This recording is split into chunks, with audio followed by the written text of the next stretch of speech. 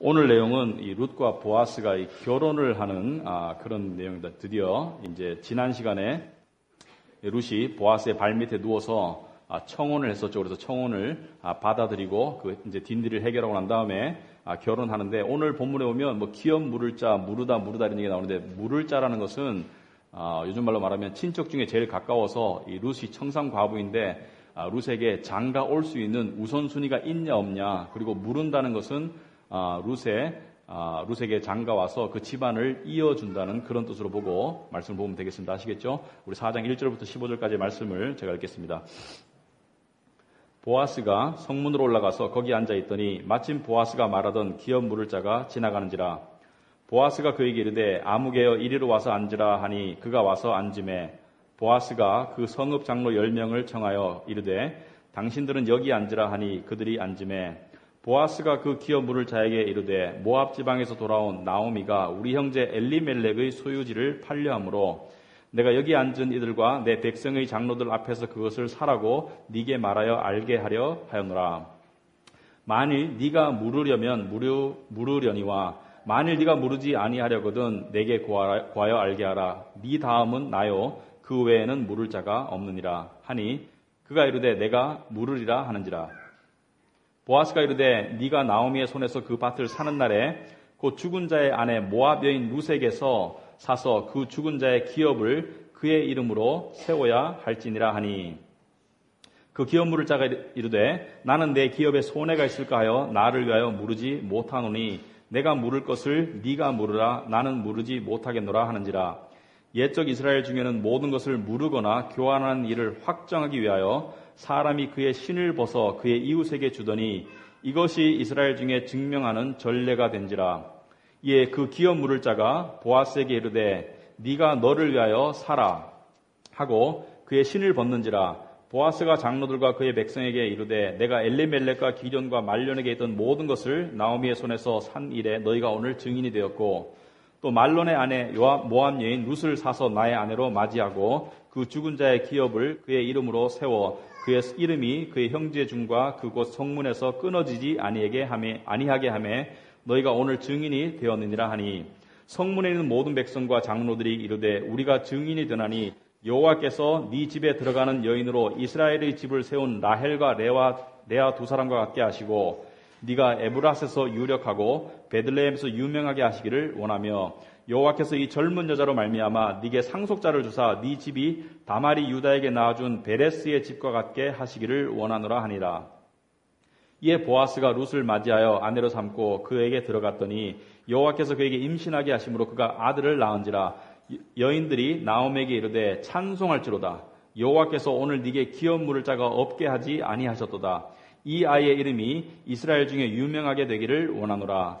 이는 네 생명의 회복자이며 네 노년의 봉양자라. 곧 너를 사랑하며 7 아들보다 귀한 네 며느리가 낳은 자로다 하니라. 아멘. 다 같이 기도하겠습니다. 하나님 아버지 감사합니다. 우리에게 말씀을 주심은 이 말씀을 통해서 그냥 스토리로 아는 것이 아니라 이 말씀 속에 들어있는 무언가 신령하고 또 무언가 초자연적이고 또 심오한 메시지가 들어있음을 우리가 기억하기를 원합니다. 아버지 하나님, 오늘 보아스와 룻의 결혼의 스토리를 통해서 우리에게 주시고자 하는 말씀과 깨닫고자 하는 깨달음을 우리가 깨닫고 하나님께 은혜 입고 돌아갈 수 있도록 하옵소서.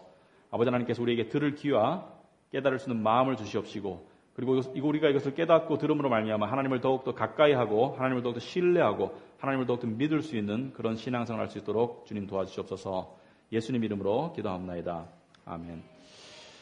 자, 오늘 이야기는 여러분이 지난 시간에 보면 이제 룻이 보아스에게 청혼을 하고 그다음에 청혼을 받은 보아스가 그것을 감사하고 난 다음에 청산 과부인 룻에게 장가 갈 수 있는 우선권이 있는 사람이 내 앞에 하나 더 있다고 이야기합니다. 그래서 내 앞에 기업 물을 친척이 하나 더 있으니까 그 사람을 만나서 내가 해결하고 너에게 내가 반드시 약조를 지킨다고 하고 룻을 보내고 난 다음에 그 다음에 이제 날이 새자마자 이 보아스가 이 성문에 나아갑니다. 그래서 성문에 나아가가지고 이 자기보다 앞서서 우선권이 있는 친척이 지나가는 친척을 불러 세워서 그 다음에 10명의 장로들을 모아서 많은 사람들이 지켜보는 가운데 이 중대한 일을 이제 처리하는 것이죠. 오늘날로 말하면 중요한 재판이나 송사 또는 마을에 중요한 결정이 있을 때는 이렇게 성문에서 옛날에는 많이 그런 일들을 했었습니다. 그래서 이 1967년인가쯤에 이 이스라엘에서 이 유대 지방에 이 솔로몬 왕의 것으로 추정되는 그 시대의 것으로 추정되는 성문터 두 곳을 발굴을 하게 됩니다. 발굴을 해보니까 이 성문 안쪽에 작은 방들이 있고 그리고 성문 광장에는 나지막한 돌담이 있었습니다. 그래서 보니까 이 소수의 인원들이 뭔가 송사를 해결할 때는 방에 들어가서 했고 그 다음에 다수의 군중이 모였을 때는 이 나지막한 돌담을 의자 삼아서 거기에 사람들이 동네 사람들이 앉아서 중요한 장로들이 앉아가지고 그 앞에서 변론을 하고 송사하고 그리고 문제를 해결했던 오늘날로 말하면 법정이나 이 공회당 비슷한 그런 역할을 성문이 했었습니다. 그래서 이 보아스가 성문에서 자기보다 더 앞선 기업 물을 자, 더 가까운 친척을 불러놓고 그 다음에 장로들을 모아놓고 이야기를 합니다. 네가 엘리멜렉의 토지를 사거라. 자, 토지를 산다는 것은 오늘날로 말하면 횡재하는 것입니다. 이 당시에 토지를 사기가 굉장히 쉽지가 않았어요. 왜냐하면 토지는 그 가족의 어떤 생명과 같은 그런 분신과 같은 것이기 때문에 토지를 산다는 것은 그 가족의 가업을 잇는다 이런 의미가 있기 때문에 쉽지가 않았습니다. 그래서 토지를 사라고 하니까 이 기업 물을 자가 더 가까운 친척이 냅다 좋다고 말합니다. 내가 사겠다고. 그러니까 이제 그 보아스가 하는 말이 토지를 사게 된다는 것은 네가 모압 여인 룻을 아내로 맞이하는 것도 의미한다라고 하니까 이 친구가 한 발 물러서죠. 6절 7절 내용에 보면 그것이 나와 있습니다. 물러서면서 하는 말이 나는 내 기업에 손해가 있을까 하여 나를 위하여서 무르지 못하겠다. 무슨 뜻이냐면 이 사람은 이미 아내와 처자가 있습니다. 그리고 이미 자기 집안이 있어요. 그런데 엘리멜렉의 집안에 들어가가지고 룻을 다시 자기에게 다른 마누라로 취해서 그렇게 되면 두 집안이 재산을 놓고 분쟁을 하게 됩니다. 그리고 자기 자식들과 자기 집안이 손해를 보게 되어 있어요. 그래서 나는 안 하겠다고 하니까 이 당시의 풍습에서 이렇게 자기의 권리를 포기할 때는 신발을 벗어서 상대방에게 줘야 됩니다. 징표로. 그러므로 신발을 가지고 있다는 것은 이 사람이 권리를 포기하고 나에게 양도했다는 양도 증서가 됩니다. 그래서 신발을 벗어주니까 보아스가 룻을 샀다고 되어 있습니다. 10절에 산 것이 아니라 취해서 아내로 삼으니까 동네 장로들이 축복하기를 야 네가 룻을 맞이해서 정말 야곱에게 레아와 그 다음에 그 라헬이 한 것처럼 너에게 정말 복 주기를 원한다. 라헬과 레아는 야곱의 이 첫째, 둘째 와이프로서 열심히 야곱에게 아들들을 낳아주었던 그러한 여인들입니다. 그래서 이들과 이들의 종들을 통해서 야곱의 12아들이 태어났고 또 딸들이 많이 태어났겠죠. 아무튼 네 집안이 정말 번성하기를 원한다라고 축복합니다. 왜냐하면 그 당시에 자식을 많이 낳는 것은 굉장히 축복이고 힘이었습니다. 노동력이고 경제력이었기 때문에. 그래서 이제 축복하고 난 다음에 그 다음에 12절을 보니까 네가 이 베레스의 집과 같이 하기를 원하고 이건 다음 주 설명하겠습니다. 그리고 11절 마지막에 보면 에브라스에서 유력하고 베들레헴에서 유명하기를 원한다. 무슨 뜻이냐면 에브라스는 유다 족속 중에 한 시족입니다. 유다 지파 중에 한 시족 에브라 집안에서 네가 유명해지기를 원하고 베들레헴 지역에서 영향력 있기를 원한다. 바꿔 말해서 네가 번성하기를 원한다. 라고 말하니까 동네 사람들이 이제 나오미에게 찾아가가지고 이 일의 결말을 들은 아마 동네 안악들이겠죠. 나오미에게 가가지고 나오미에게 정말 여호와께 네가 축복을 받았구나 라는 것이 14절입니다.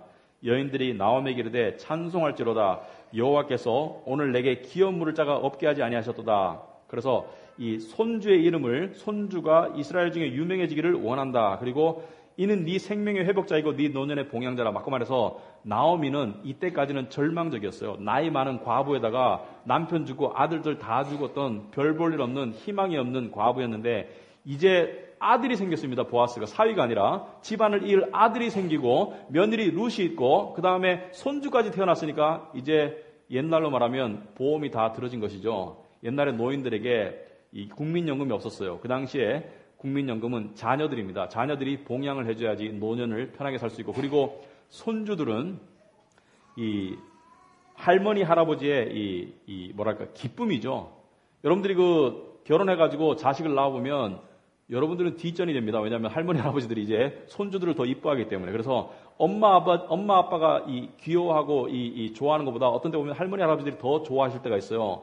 그래서 정말 나오미에게는 경제적인 안전망, 그 다음에 삶의 보람, 희망, 그리고 갖고 놀 수 있는, 데리고 놀 수 있는, 같이 기뻐할 수 있는 손주까지 한꺼번에 생겼습니다. 그래서 15절에 보니까 룻은 너에게 7 아들보다 더 귀한 며느리다. 이 모든 일이 룻 때문에 생긴 거 아닙니까? 그래서 룻은 너에게 7 아들이라는 것은 7은 완전수입니다. 아들 한 트럭 갖다 준 것보다 룻이 너에게 더 귀하다라고 말해서 해피엔딩으로 끝나는 스토리다. 그래서 설교를 오늘 여기서 마치면 5분 만에 끝냈겠죠. 그래서 그러면 안 될 것이고, 무슨 소리냐. 이 도대체 그러면 이 속에서 우리가 얻어야 될 이 성경적인 어떤 그 교훈, 어떤 가르침이 무엇인가.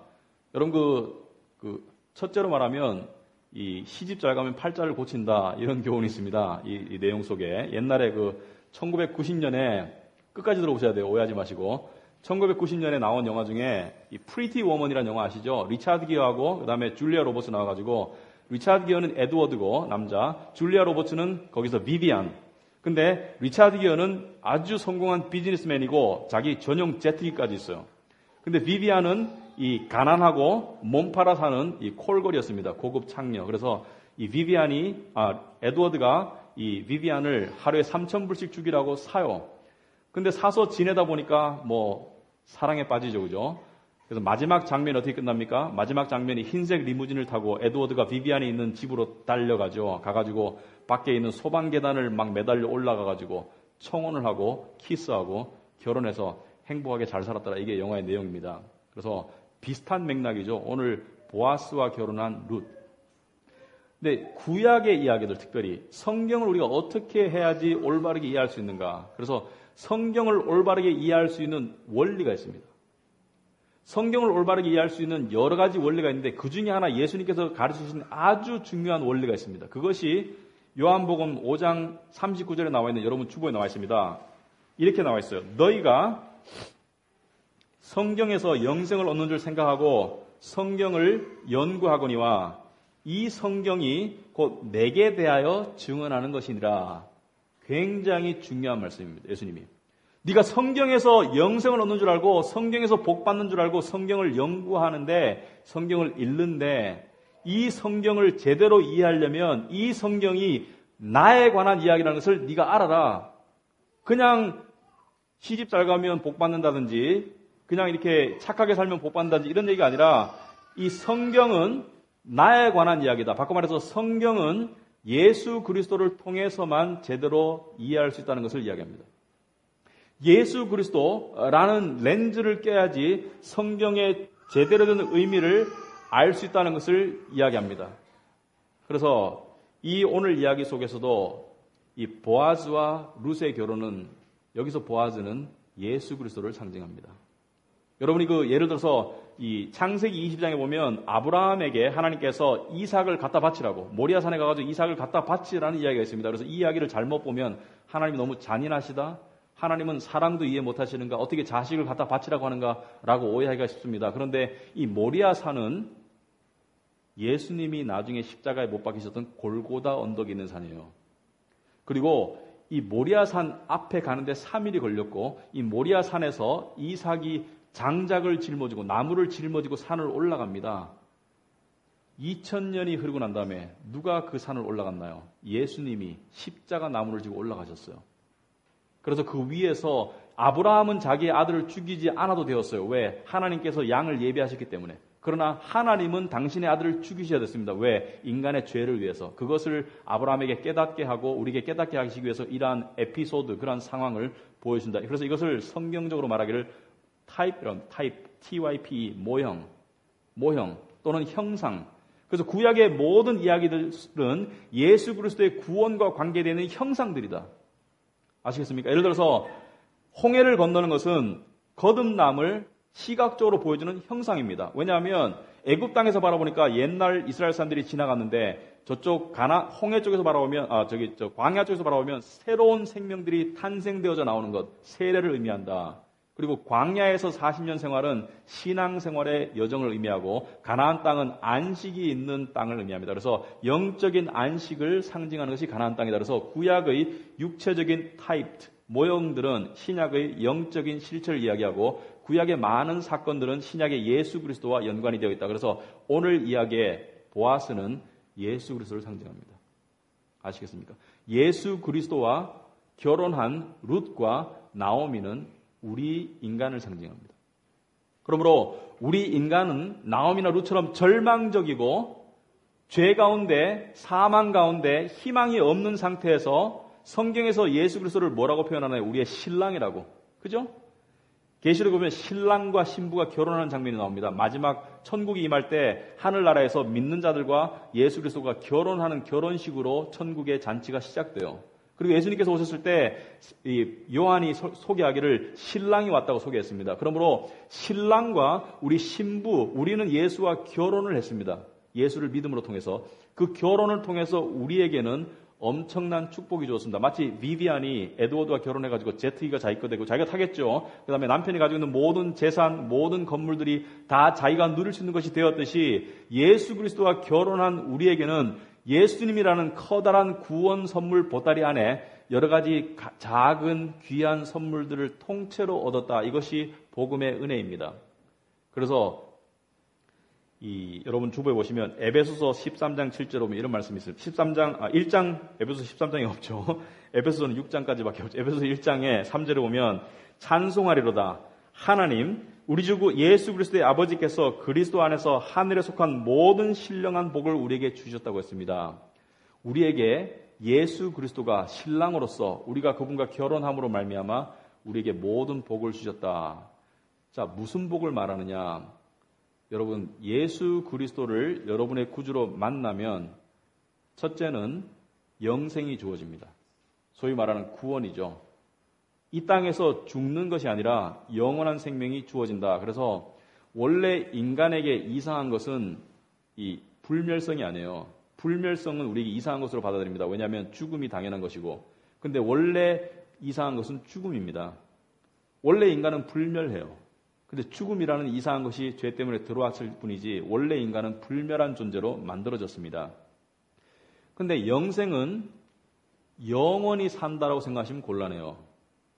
영생의 정의는 영원히 사는 것이 아닙니다. 영원히는 예수를 믿으나 안 믿으나 다 영원히 살아요. 예수를 안 믿는 사람들도 영원히 살아요. 예수를 믿는 사람들도 영원히 살아요. 문제는 어디서 사느냐지. 예수를 믿는 사람들은 하나님의 천국에서 영원히 살아요. 그러나 예수를 믿지 않는 사람들은 다른 곳, 지옥에서 영원히 산다고 성경은 이야기합니다. 심판을 받고 난 다음에. 그래서 영생을 성경에서는 영원히 산다고 말하지 아니하고 요한복음 17장 3절에 보면 영생은 곧 유일하신 참 하나님과 그의 보내신 자 예수 그리스도를 아는 것이 영생이라고 말하고 있습니다. 예수 그리스도를 아는 것, 안다는 것은 그분과 관계를 맺는다. 그분이 나의 구세주가 되고 그분이 나의 남편이 되고 그분이 나의 주님이 되면 나에게 영생이 주어진다라고 성경은 이야기하고 있습니다. 그래서 예수님과 만나게 되면 영생이 주어질 뿐만이 아니라 성경에 보면 우리가 모든 죄를 용서받는다. 왜? 예수님의 십자가의 희생을 통해서. 예수님이 십자가에 죽으신 것은 우리 죄인들의 죄를 대신해서 죽으셨다. 그리고 부활하셨다는 것을 이야기합니다. 그래서 그 부활을 통해서 우리도 거듭나게 된다. 그래서 예수 그리스도를 믿으면 영적으로 거듭나서 그 안에 하나님의 성령이 들어가셔서 하나님의 사람이 된다. 이것을 성경으로는 양자삼음이라고 합니다. 양자삼음. 우리가 하나님의 자녀가 되었다. 하나님의 양자가 되었다. 양녀도 포함해서. 그리고 또 더 나아가서 우리에게 앞으로 주어질 엄청난 유산이 있다. 알 수 없는 그러나 엄청난 유산이 우리를 기다리고 있다. 천국에서. 또한 이 땅에서 하나님 우리와 동행하시고 우리를 돌보시고 또 우리의 기도를 들어주시고 우리의 삶을 인도하시고 세상이 줄 수 없는 평강과 세상이 줄 수 없는 만족을 하나님께서 주신다는 것을 성경이 이야기합니다. 그럼에도 불구하고 솔직히 말하면 그러면 교회 가면 사람들이 다 이렇게 만족하고 이렇게 기뻐 보여야 되잖아요. 그죠? 기뻐 보여야 되는데 교회 가도 꼭 그렇진 않아요. 물론 우리 교회 빼고. 근데 교회 가도 사람들이 막 되게 기쁘다든지 세상에 나가면 예수 믿는 사람이나 안 믿는 사람이나 별 차이가 없어요. 막 아둥바둥거리고 힘들어하고 살아가기는 마찬가지인데 주일날 어디 가느냐가 등산 가느냐 교회 가느냐 차이가 나지 주중에는 별로 차이가 없더라. 왜 그런가? 왜 그런가 한번 생각해 보셨어요? 왜 그런가? 왜 그런가? 이유는 우리가 축복에 대해서 오해하고 있기 때문이에요. 사실은. 축복에 대해서 축복이라는 단어만큼 우리가 많은 쓰는 단어가 있나요? 교회 안에서? 축복. 하나님의 축복. 축복받아야 된다. 축복받았다. 축복이라는 단어만큼 많이 쓰는 단어가 없습니다. 우리 교회 생활 가운데. 근데 이 축복이라는 단어를 우리가 왜곡했어요. 축복이라는 단어를 변질시켰어요. 무슨 뜻이냐면 여러분 생각해 보세요. 20세기에 20세기 아주 커다란 영향을 제일 커다란 영향을 미쳤던 철학자라고 해도 과언이 아닙니다. 철학자 중에 루드비히 위트겐슈타인이라는 사람이 있습니다. 위트겐슈타인이라는 사람이 있는데 이 사람이 오스트리아에서 태어나가지고 영국에서 철학가로서 캠브리지에서 가르치고 그다음에 여러분 잘 아시는 러셀 알죠? 버트란드 러셀의 제자였거든요. 근데 러셀보다 일찍 죽었어요. 러셀이 한 100살 가까이 살았거든요. 그래서 러셀보다 17년 뒤에 태어났지만 하여튼 러셀이 칭찬하기를 정말 천재적이다. 20세기가 나온 가장 천재적인 철학가다라고 얘기했습니다. 근데 철학을 하는 사람들은 천재적인 사람들은 수학도 잘해요. 수학적 철학, 논리적 철학, 언어적 철학을 하기 때문에 수학과 언어와 논리학의 대가들이 철학자였습니다. 그런데 이 사람이 발표한 이론 중에 가장 이 인류에게 가장 영향을 많이 미친 일반 사람들의 이론이 이것입니다. 그것은 언어의 개념에 관한 것입니다. 언어의 개념. 어떤 단어나 이 사람이 말하기를 어떤 단어나 언어는 절대적인 의미가 없대요. 그 단어나 그 언어의 개념은 그 쓰는 사람과 어떤 상황에서 쓰느냐, 어떤 상황에서 그 언어를 썼느냐에 따라서 개념이 다 달라진답니다. 무슨 말인지 알겠죠? 내가 같은 단어를 쓰더라도 이 사람이 쓰는 개념과 내가 쓰는 개념이 사람에 따라서 차이도 틀리고 그 다음에 그 문장 속에서도 틀리다는 거예요. 그래서 축복이라는 단어를 예를 들면 어떤 사람은 축복을 이런 의미로 얘기할 수 있고 어떤 사람은 축복을 저런 의미로 받아들일 수 있습니다. 근데 축복이라는 고유 개념, 성경이 말하는 고유 개념은 바뀔까요? 안 바뀔까요? 안 바뀝니다. 축복이라는 고유 개념은 그대로 있는데 우리 인간들이 축복이라는 개념을 왜곡하고 바꿨다는 것입니다. 그래서 하나님이 주신 축복을 바라보지 못하는 상태가 된 것이다. 이게 비극입니다. 예를 들어서 우리가 축복을 왜곡하고 잘 바라보지 못하는 이유가 세 가지가 있습니다. 첫째는 세상적인 기준으로 축복의 개념을 이해하려고 하기 때문에. 예를 들어서 우리가 쓰는 말 중에 저 집은 예수 잘 믿더니 애들이 다 잘 됐어. 판사 되고 애들이 다 이렇게 변호사 되고 의사 됐어. 굉장히 축복받았어. 물론 그것도 축복일 수 있어요. 그러나 성경이 말하는 축복이 과연 그것이 다인가? 저 집은 예수 믿더니 잘 살게 되고 빌딩이 몇 채가 되었어. 그리고 하여튼 승진도 하고 세상적으로 잘 되었다. 이것이 과연 성경이 말하는 축복의 전형인가? 한번 생각해 봐야 됩니다. 그렇다면 왜 초대교회 사람들은 다 가난했는가? 여러분 생각해 보세요. 초대교회 사람들이 부자가 있었어요? 없었어요? 오히려 가난했음에도 불구하고 그 가진 것 얼마 없음에도 불구하고 기독교인이기 때문에 있는 것까지 다 빼앗겼어요. 그래서 더 가난해졌어요. 예수 믿고 더 가난해졌다니까요. 예수 믿고 더 가난해질 수도 있는가? 예, 있어요. 예수 믿고 지독하게 가난해질 수도 있더라고요. 사도 바울 같은 경우 예수 잘 믿었더니 차가운 깜빵에서 죽었어요. 베드로 같은 경우 예수 잘 믿었더니 십자가에 거꾸로 매달려 죽더라고요. 예수 믿고 저렇게 될 수도 있는가? 그렇다면 우리가 그렇다면 베드로가 사도 바울이 축복 못 받았다고 이야기할 수 있어요? 그렇게 말할 수 없거든요. 그렇다면 축복이 무엇인가에 대한 개념이 좀 우리가 달라져야 되겠죠. 이해하려면.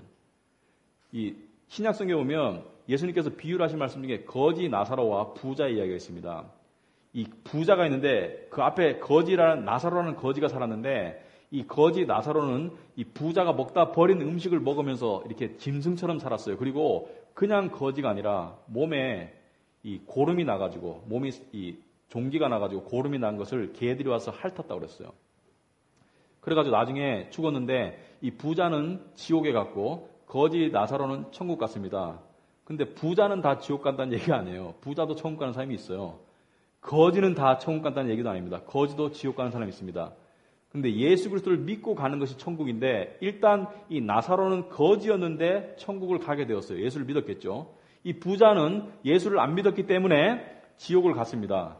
그런데 예수를 믿고 세상적인 복 받는 것이 정상이라면 이 거지는 거지로 오면 안 되잖아요. 어느 정도 중산층은 돼가지고 와야지 왜 거지로 죽었어? 그것도 개가 핥아먹는 이 고름이 나오고 이 비참한 상황에서 벗어나지 못하고 천국으로 직행했어요. 부자는 예수 안 믿었으면 좀 가난해져야지 예수 믿었는데 어떻게 떵떵거리고 계속 잘 살았어? 근데 마지막으로 지옥 갔다는 얘기죠. 무엇을 말합니까? 예수 믿어도 지지리도 세상에서는 못 살 수도 있다는 거예요. 예수 믿어도 지지리도 일이 안 풀릴 수도 있다는 거예요. 풀릴 수도 있고 안 풀릴 수도 있어요. 예수 믿어도 부자일 수도 있고 안 부자일 수도 있어요. 그런데 부자건 가난하건 간에 크리스찬이라면 믿는 것은 한 개밖에 없습니다. 예수 그리스도. 그래서 부자가 자기가 부가 있다고 해가지고 부를 의존하면 믿음을 저버리게 돼요. 그러므로 부가 도움이 안 돼요. 그러므로 부자나 가난한 자나 살아가는 방법은 똑같아요. 그리고 바라보는 축복도 똑같아야 돼요.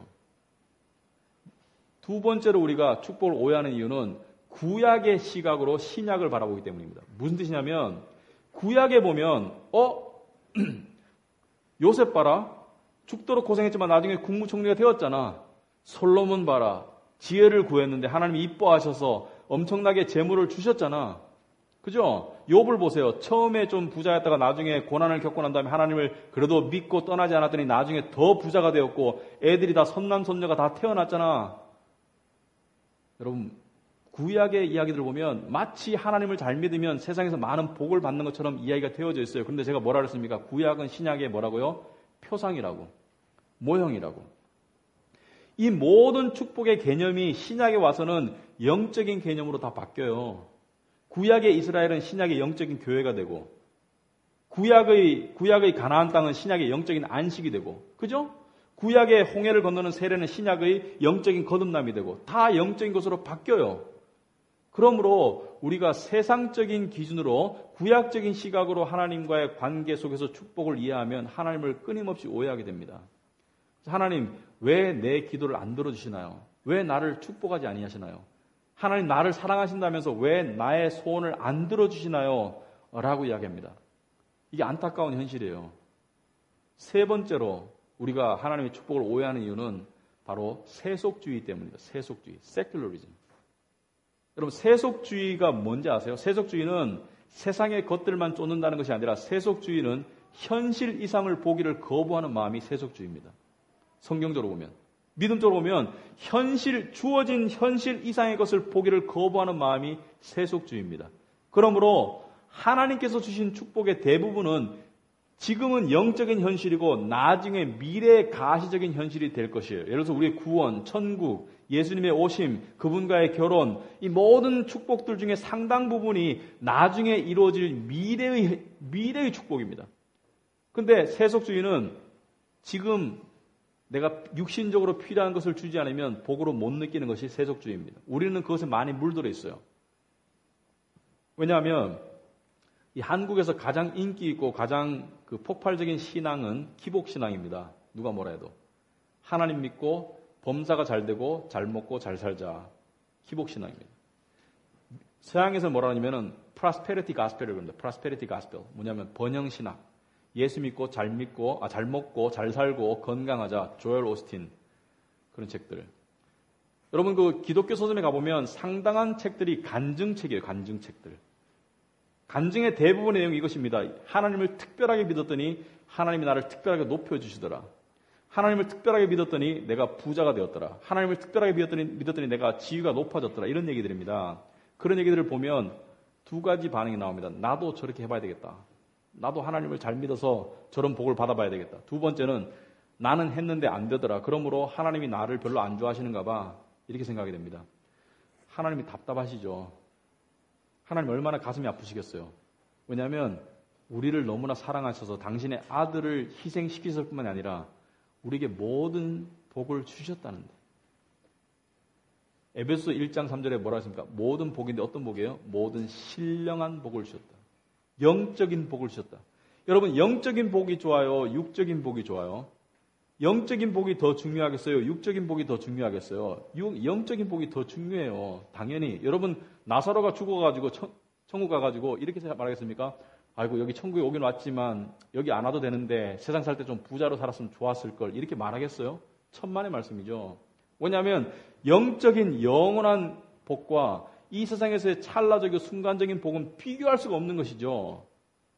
그렇다면 나사로는 이런 마음이 들었을 것입니다. 내가 세상에 살 때 너무 현실만 바라보고 암담해하고 비참하게 생각할 것이 아니고 이 주어질 현실에 대해서 내가 미리 좀 알고 더 믿었으면 내가 거지로 살아서라도 얼마나 내가 당당하고 얼마나 마음에 만족함이 있었을까 이런 생각하지 않겠습니까? 그죠? 여러분, 여러분에게 주어진 하나님의 축복, 영적인 축복, 예수 그리스도 안에서 주어진 축복을 우리가 정말로 알아나간다면 잘 들어보세요. 현실의 고난이 아주 줄어듭니다. 아주 줄어들어요. 현실에 진짜 고난이 주어졌을 때도 그 주어진 축복 때문에 나는 하나님의 자녀다. 하나님이 나의 아버지다. 하나님이 나와 함께 하신다. 그리고 이렇게 내가 살고 있지만 앞으로 나는 영원한 나라에 들어가서 왕처럼 살 사람이야. 왕비처럼 살 사람이야. 라고 생각하면 고난이 확실히 줄어듭니다. 그리고 두 번째로 쓸데없는 고난을 스스로 만들 필요가 없어요. 여러분, 우리 삶에 고난을 스스로 만들어가는 거 아세요? 고난을. 왜? 남과 비교하고 내가 갈망하는 것을 못 얻기 때문에 거기에 대한 이 불평과 불만족이 쌓이면 스스로를 고통스럽게 만들죠. 스스로를 괴롭혀요. 여러분, 하나님께서 뭐라 그랬습니까? 눈을 들어 하늘을 보라. 눈을 들어 하늘을 보라는 것이에요. 땅의 것을 바라보지 말고 하늘의 것을 바라보는 것이 신앙이다. 믿음은 바라는 것들의 실상이라고 성경에 나와 있습니다. 믿음은 바라는 것들의 실상이다. 믿음은 뭡니까? 믿음은 믿음의 눈으로만 보는 자들에게 주어진 것이 믿음의 상급이에요. 여러분, 믿음의 눈으로 세상 사람들은 우리가 하나님의 자녀인지 뭐 하나님의 종인지 하나님의 개인지 신경도 안 써요. 알지도 못하고. 우리에게만 보이는 거예요. 믿는 자에게만 보이는 것이 하나님의 양자됨입니다. 믿는 자에게만 보이는 것이 천국이고 믿는 자에게만 보이는 것이 하나님의 함께 하심이고 믿는 자에게만 보이는 것이 성령님이 나와 함께 하시는 거예요. 그것을 바라보라는 것입니다. 그것을 바라보아야 하는 것이 그것을 바라보아야지 축복을 제대로 알 수가 있고 그것을 바라보아야지 만족하는 삶을 살 수가 있고 행복의 진짜 비결이에요.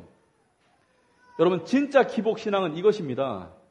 세상에서 잘 되고 잘 먹고 잘 사는 것은 그것은 진짜 기복신앙이 아니에요. 진짜 기복신앙은 하나님이 이미 나에게 모든 신령한 복을 다 주셨다. 당신의 아들의 희생을 통해서. 당신의 아들을 내가 구주로 받아들이는 그 순간 나에게 모든 복을 주셨는데 우리의 신앙생활은 그것을 알아가는 과정이라는 것입니다. 여러분 생각해 보세요. 자기 욕심대로 다 되는 사람이 있나요? 자기 원하는 대로 다 되는 사람은 지구상에 없습니다.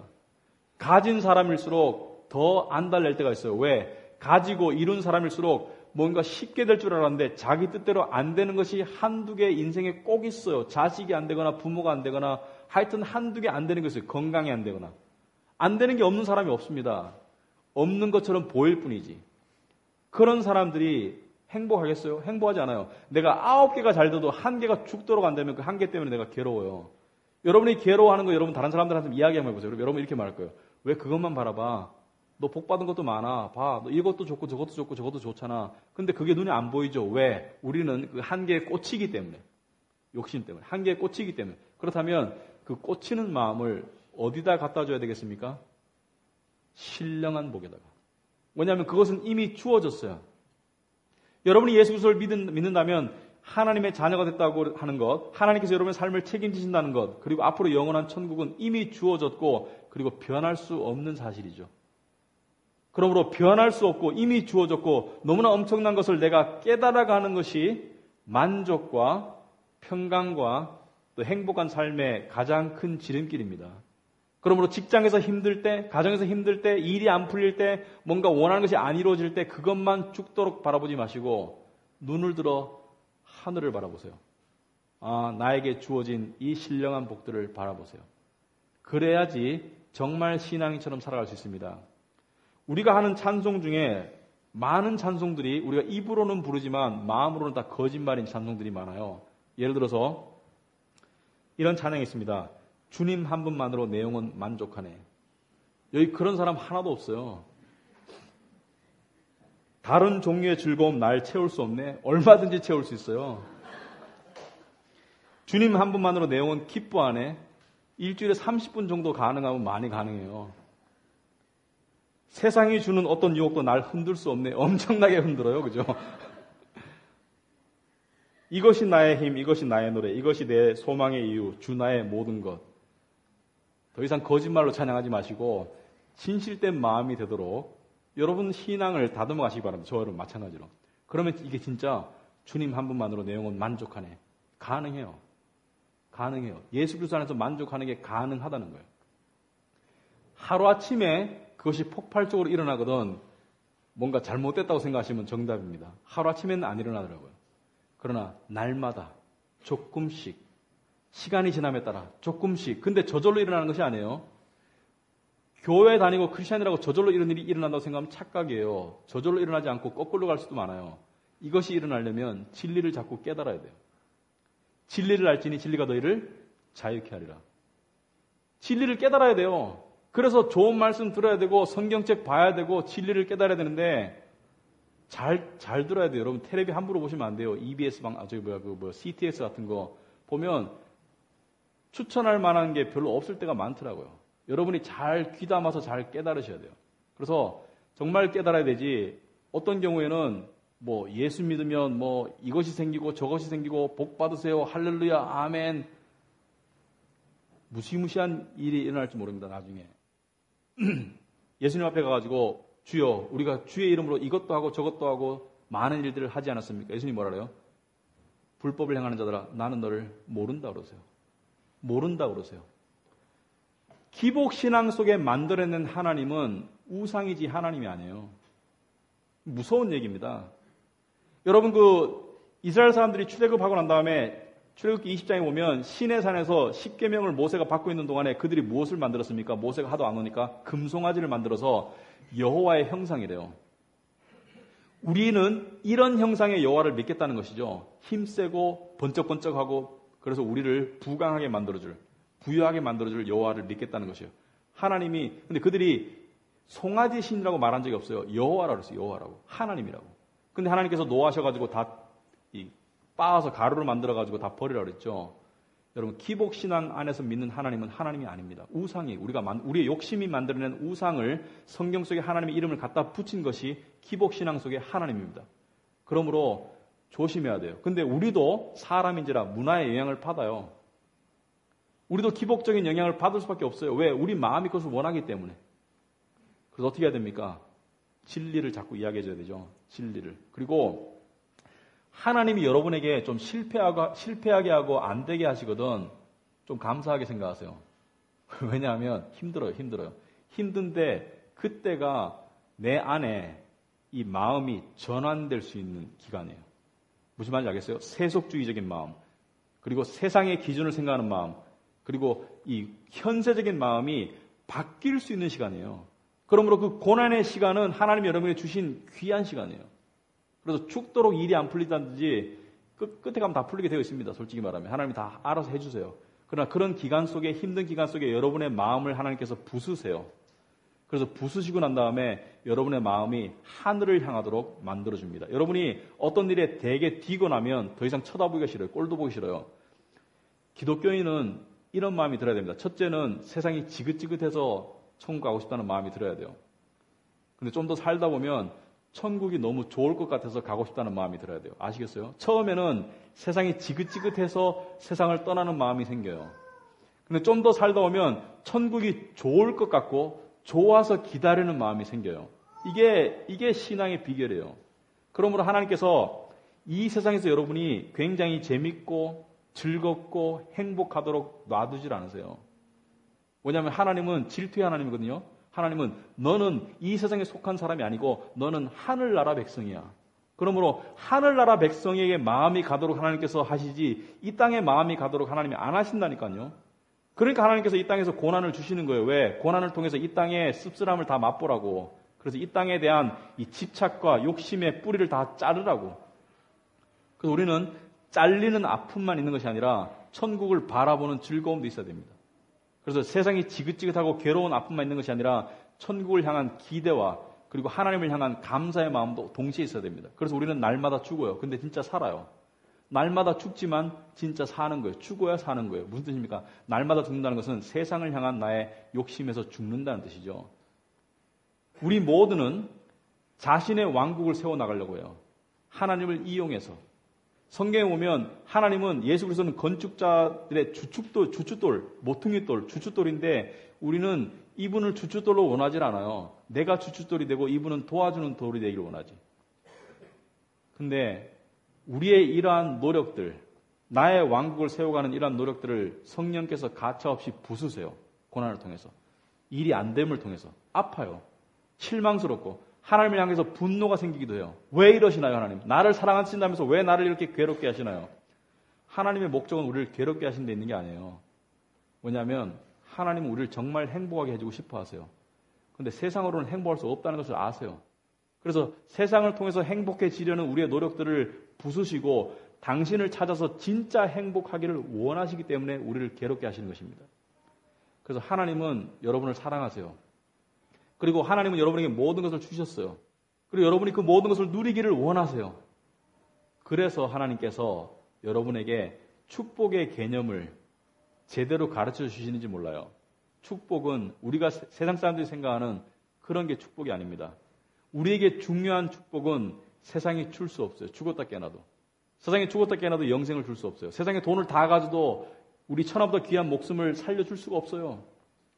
세상에 아무리 노력해도 우리에게 영생을 줄 수가 없어요. 하나님의 자녀되는 신분을 줄 수가 없어요. 모든 중요한 복은 순전히 은혜로 주어져야 돼요. 인간이 이룰 수가 없어요. 그게 구원이고 그 은혜예요. 모든 중요한 것들은 순전히 은혜로. 이 세상에서 공기, 물이 중요하지만 다 은혜로 주어지는 거예요. 그죠? 모든 중요한 것들은 은혜로 주어져야 된다. 그리고 그 은혜를 받아 누리는 것이, 그래서 감사하는 것이, 그것이 하나님께 영광 돌리는 길입니다. 아시겠습니까? 기도하겠습니다. 하나님 아버지 감사합니다. 우리에게 모든 것을 은혜로 주셨음을 감사합니다. 우리가 이것을 믿고 우리 삶에서 발견하고 우리의 고난 가운데 적용하고 그래서 정말 우리가 진정으로 평강하고 만족하고 행복한 영혼들이 되어서 하나님께 영광 돌릴 수 있도록 하여 주옵소서. 예수님 이름으로 기도합나이다. 아멘.